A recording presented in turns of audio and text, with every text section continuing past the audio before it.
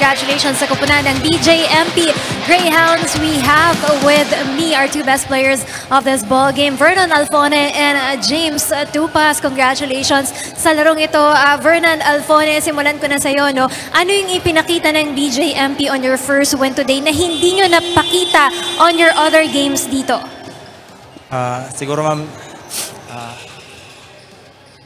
kulang kami sa fighting spirit talaga ba. Bago pa yung team namin, marami pang kulang. Marami pang dapat i-workout. Tsaka talaga sana matuloy-tuloy na yung mga panalo namin sa sunod na laro. Tuloy-tuloy na panalo, yan ang hangad nyo para sa inyong kupunan. Pero tatanungin kita, magiging tuloy-tuloy din ba ang ensayo nyo ngayong holiday break ng kupunan ng BJMP? Individually ma'am, saka sa mga kasama ko sa individual practice na lang muna kasi dadaan tayo ng holiday. Sino mga gusto mong batiin at pasalamatan sa larong ito, Vernon?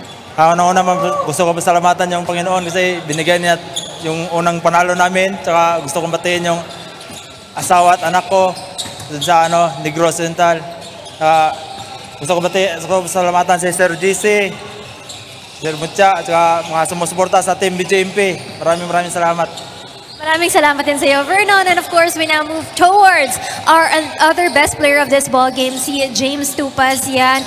Were you confident going into this ball game na kaya niyong makakuha ng isang panalo before the year ends? Yes naman po. We're confident. Kahit nabaguhan kami, ma'am, naninibago kami sa takbo ng liga, pero ginagawa namin yung best namin para makuha yung unang panalo. And I think yung nagbigay sa amin talaga ng unang panalo is yung determination namin na manalo talaga. What about your determination to win your 2 more games here? You have 2 more games remaining on this round up against the Judiciary and against the NHA. Paano, anong makikita namin klase ng BJMP on those games? Maybe we'll improve more sa laro namin. Uwi muna kami ng since magpapasko na. And siguro individual practice na muna ang gagawin namin. Okay, sino mga gusto mong batiin at pasalamatan para sa larong ito? Go ahead. Unang-unang lahat, pinapasalamatan ko yung Panginoon sa binigay na panalo nito. And to my wife and sa mga anak ko na nanonood sa Sarangani ngayon. And kay Sir JC sa pamunuan ng BJMP. And kay Ma'am Emily, kay Sir Luis Salcedo, sa mga kasamahan ko dito. And sa lahat ng mga sumusuporta sa amin at nagtitiwala. Ito na yun.